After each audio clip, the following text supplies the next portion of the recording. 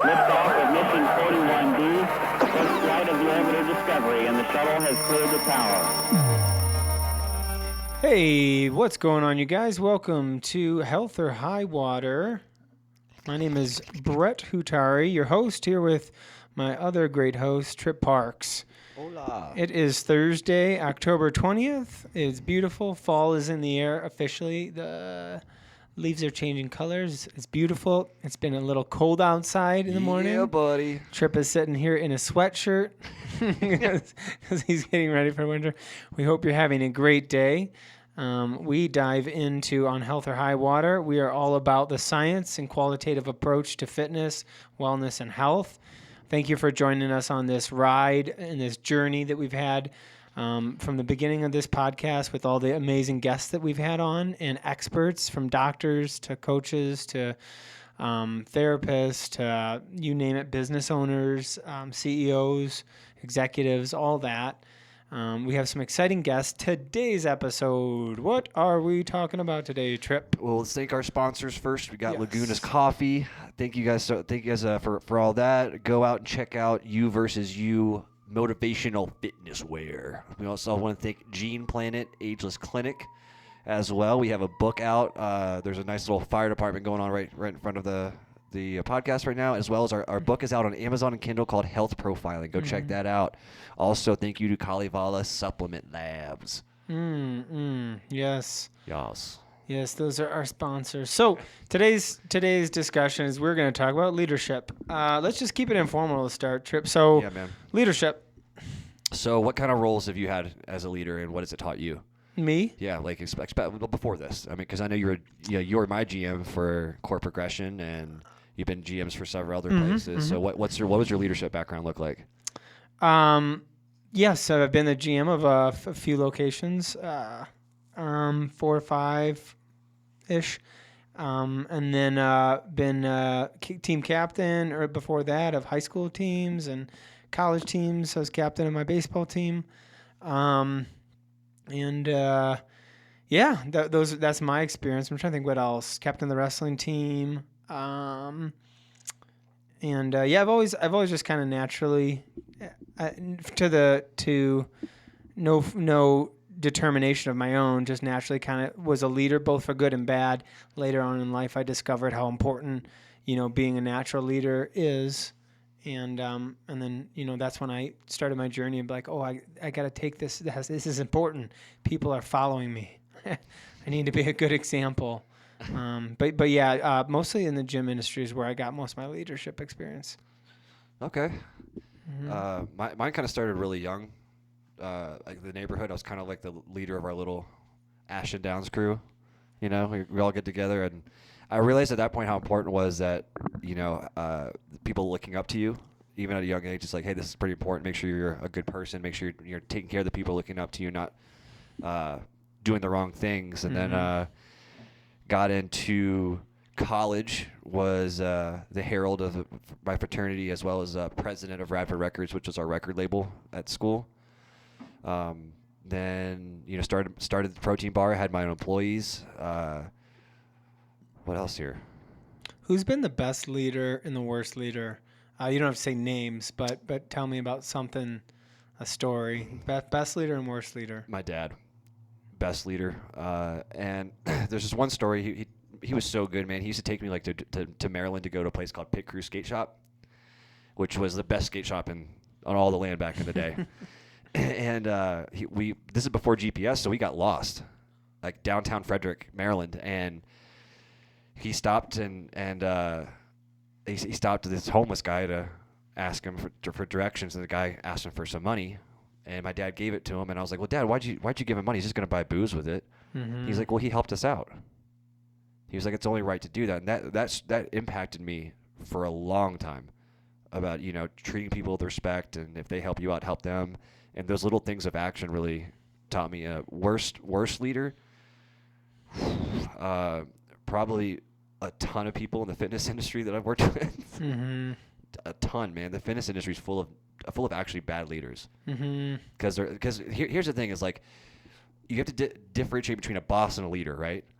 A boss is someone who tells you to do something, expects something out of it. A leader would be in the front doing it, right? They'll be with you in like the line of fire. And and I've had quite a few bad leaders or bosses in the past, and that's a hard one to deal with, man. When your leader is not following the right direction.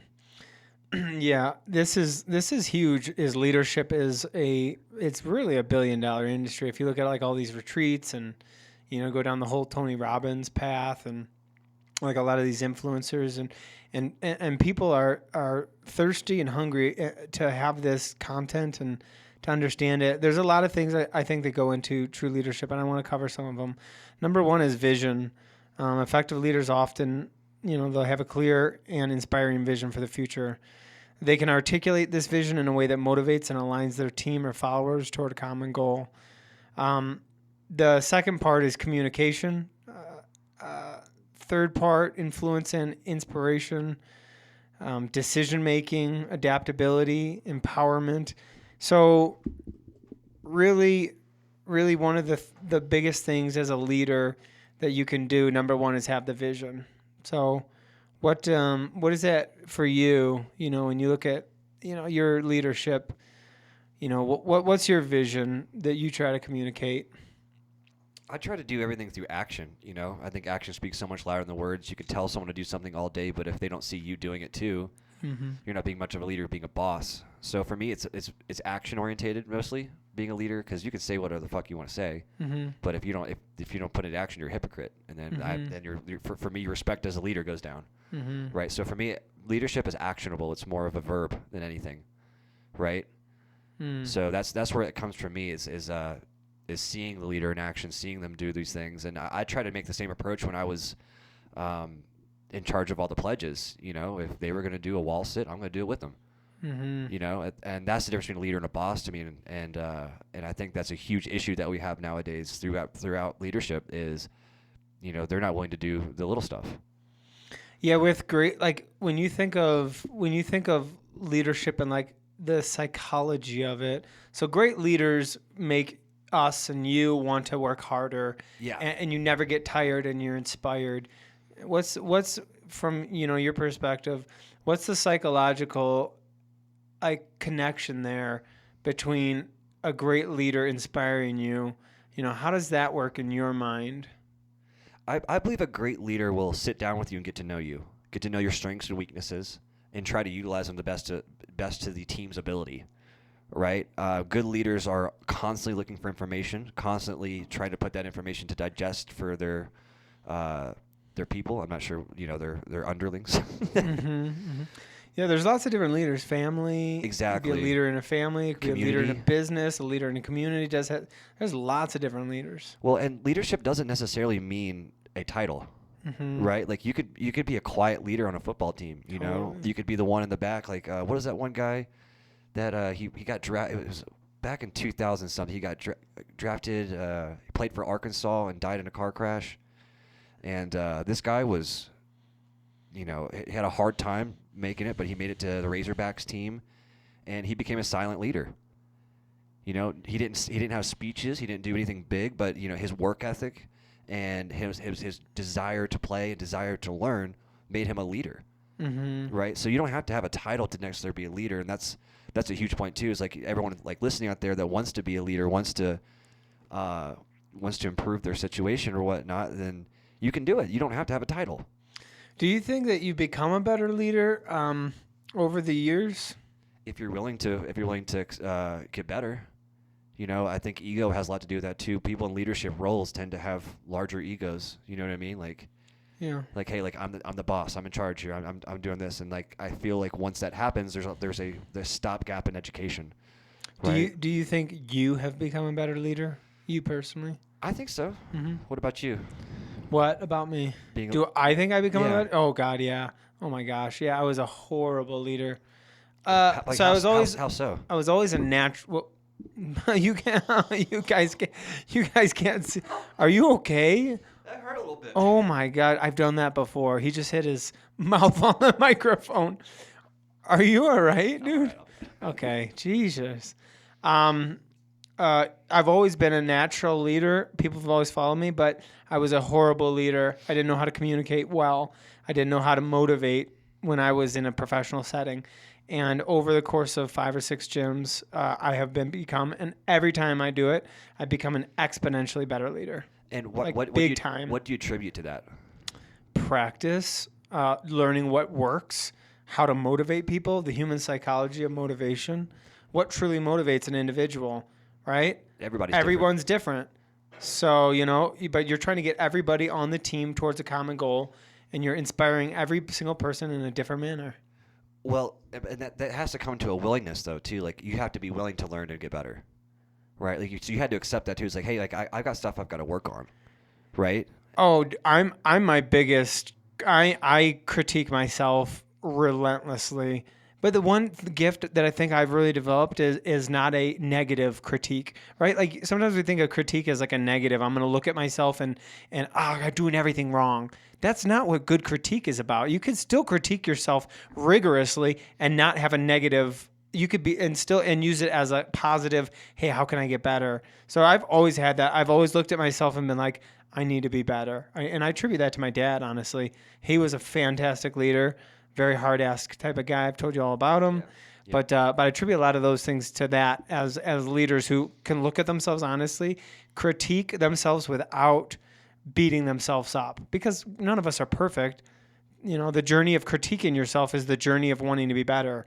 So there's no sense in critiquing yourself and for the purpose of beating yourself down, because you're critiquing yourself for the purpose of building yourself up. I like that. Yeah, right. So so when you're looking at your negatives, when you look at yourself, like for you, I look at you and like how much better you've gotten at so many things since we started doing business together. I mean, from marketing to sales to your presentation to your training to everything that you've done, you've gotten better at a crazy rate. Like it's really impressive and inspires me. Thank you. And that's made me better. Where was I going with that?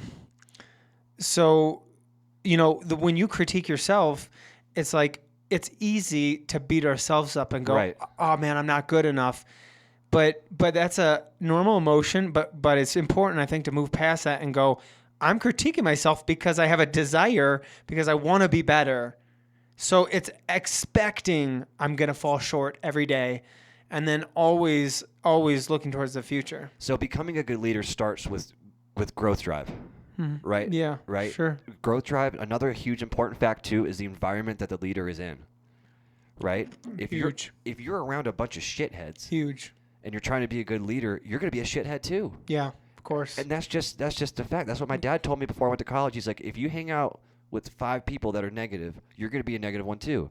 He's like, but if you hang out with 5 positive people, guess what? You're going to be the 6th of. Mm-hmm. Right? And that's huge being a leader too, is make sure you're fostering the growth right. Mm-hmm. In the right places, and that's why I like what you just said about, you know, to become a good leader, you have to accept you need to grow, right? That's where it starts. But to make sure you foster that growth better, you have to put yourselves in environments where you can do that stuff. You can't be a good leader at a bar, right? So for everyone listening out there that wants to be a better leader, you know, going out and reading, going out and educating yourself, learning more about your employees, learning more about your staff, learning more about your team. So you're able to grow and able to teach them too. And I think a lot of people that want to be good leaders aren't listening to themselves grow first. They're looking for everyone else around them to grow. Oof. Right? That's great, man. Wow. Totally, bro. Totally. Like that's so huge. Yeah. Like you said, it's a trickle-down effect. And it should go back and forth. Like you should be inspiring your people below you, and then they should be doing the same thing, inspiring you back. It's an elevator, right? Yeah, it starts with you for sure. No, you said it right. Like you want people to grow around you, but you know, people learn from watching. That's how leadership works. They don't learn from the articulation is inspiration and stuff like that, and that's great. But they learn from watching. And so if you're not growing, I notice for myself, if I'm not growing as a musician, as a person, as a business owner, if I'm not focused on my own growth, people aren't going to take me seriously. No, and we both say this before, stagnation is death, especially in today's world. It's the worst, man. Right? And then like, I can't imagine. I'm terrified of that. I can't imagine being like a shitty leader and then seeing everyone around you grow and then you're still in the same spot 6 months later.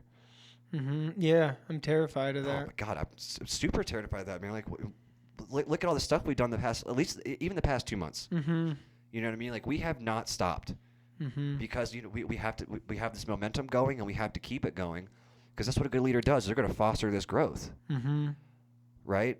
So let's break down what it takes to be a good leader. What everything, like being on a good regiment, not being a hypocrite. Yeah. Inspiring your everyone underneath you, right? What are some things that you did in your jobs to help inspire your employees and staff?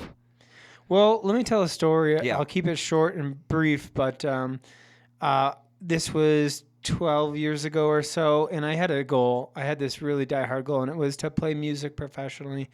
I loved music. I thought it was such a healthy thing for me to focus on, and I never had any training or anything like that. So I set a goal, and the goal was to get paid to play, and I was playing with a buddy of mine. We set that goal. We continued to inspire each other. We learned songs every single day. We would practice a new song. We'd practice it over and over again, right? We became obsessed with the journey of perfection. Obsessed. After every show, I would listen to the show in entirety until 2 a.m. Every single show, every single show, and I played thousands of shows.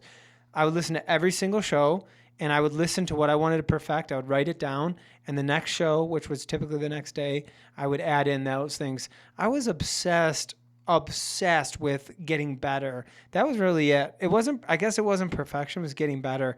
But that took me to performing from a small town to bigger towns to opening up for the Lost Lonely Boys, to being the first person to play at the Pfizer Forum for the Milwaukee Bucks. I played there 6 or 7 times, played at the a la carte zoo, played at the Fitzer, played at all these fancy places, all because I was inspired by making a small incremental change to my performance every single day. One small incremental change. So that's what I think it takes to be a good leader, is to really break down the details of what your craft is. And that's just an example for music. But take responsibility for the details of your craft. Well, that's an awesome story, because it completely fits into what we're talking about here, being a leader. And you just gave me an idea here. Being a leader is actually just being a good teammate, right? With working with us, right? Like, the reason things are going so well is because we both have a unique set of skills and we're willing to grow, right? Same thing with you and your buddy for playing music. That's the one similarity between those two things, right? Is like you found someone that you can work with and they want to get better with you, right? So everyone listening, if you're alone or feel like alone in a situation, like you're around some bad people, it's like, go out to entrepreneur events, go out to meetings, anything that has a positive aspect. The gym is a perfect place to start. So growth begets more growth. If you're growing in one area of your life, doesn't matter what it is, other areas of your life are going to grow. So it mattered. It didn't matter that it was music that I chose. It was just the fact that I focused on really paying attention to the details, and from that I noticed other areas of my life growing. Right? Because you paid attention to the process. Right? That's the whole thing. And that's what you and I are constantly doing. Is like, how can we make this better? How can we make this better? Yes. With everything we're doing. Yes. And you have to have that drive, that emotion, that you have to, like, again, that stagnation is death. I got to keep moving. Yep. It's almost a survival feature, right? For sure, definitely. Yeah. Growth, movement is life. You have to be moving, and it's you can heal yourself. So if you're stuck, first of all, you and I we're all experts and none of us are experts, right? Just because we're talking on these topics, it doesn't automatically mean that we don't have struggles, right? It doesn't automatically mean we know the right answer every single time.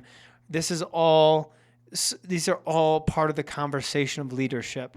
These are all stories that you and I can share about times in our lives that we have been successful leaders. And there's times, God, have I failed so many times as a leader. Same. I've failed so many times.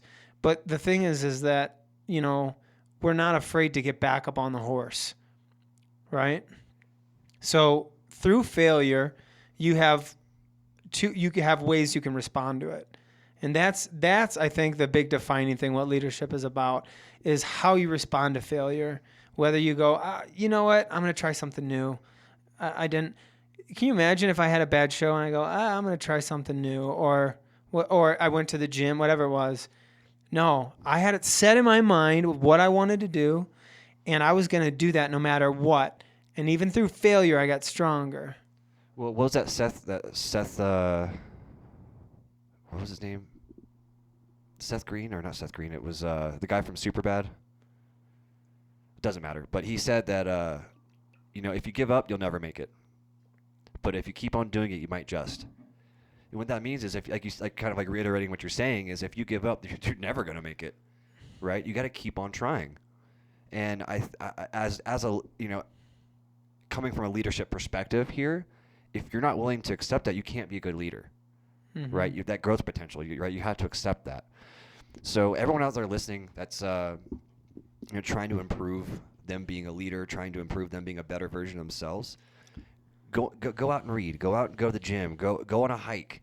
Go to a library. It doesn't matter. Try to find a positive place, environment status. You can foster this growth to become a good leader. And we can talk all we want about what a good leader is, but it's, again, I feel like it's an actionable term. So I want to add another, and I'm going to try to keep these stories short. You dirty dog. Yeah, so when you're talking about becoming a good leader and finding ways to do that, and you mentioned going on a hike, I go on, for those who are just joining us, I go on all these hikes that are 14,000-foot peaks. I go on them all the time. I do that because of what I feel when I get back from the hike. It's not necessarily the hike itself. It's because it puts me through so much misery. It puts me through so much challenge, so much physical challenge, mental challenge, anxiety, overcoming that. There's a lot that I get. So when I look at how I want to structure my day as a leader, I want to put things in my day, in my week, in my month and year. So throughout my calendar, I want to put these events within my life that give me these abilities. So, like for instance, doing charity work or something like that. Not necessarily the first thing you wake up. Most people wake up and go, I want to do charity today, right? But it gives you that's what being a human is about, is like doing good for others. So that's good for our soul. So put that into your schedule. So that, I think, is the big thing about being a leader, is having the discipline to allocate your time constructively, right? And it takes a ton of discipline to do that. You're right. It takes discipline and organization. Mm-hmm. And, a lot of people aren't born with that. And I know we're getting towards the end here. Guys, thank you so much for listening to our podcast. Please like, share, and subscribe. Every single time you guys click that button for liking, subscribing, and sharing, it helps us grow and give you guys better content. Right? We have some amazing guests coming up. Nikki Burnett's going to be here on Tuesday. She's got her own little radio show. She's a nutritionist. We cannot wait to have her on. We have some other cool guests coming on here. We have some amazing, awesome, first ever of its kind news coming straight to you. You guys are going to hear it here first. We have some other things. We're going to be doing some specials for Christmas for SN Performance Training. So make sure you guys come seeing us before the holiday season to get your fitness on. And what else we got, Brett? Live from Saturday night. Yeah, we have a lot of cool stuff going on. There's a lot, and there's even more guests than we have there. We also have shout out to. You already said it. Yeah, there's so much going on. My brain is like, speaking of organizing your day. By Friday, you and I's brain are both pretty beat up against the wall. Yeah, thanks for joining us on this ride of Health or High Water, you guys. Always bringing you interesting conversations and interesting content, ideas, and then just Trip and I chopping it up on our experience in the industry and our thoughts on everything. So we appreciate you taking the ride. Share this with a friend. Thanks for opening your ear holes.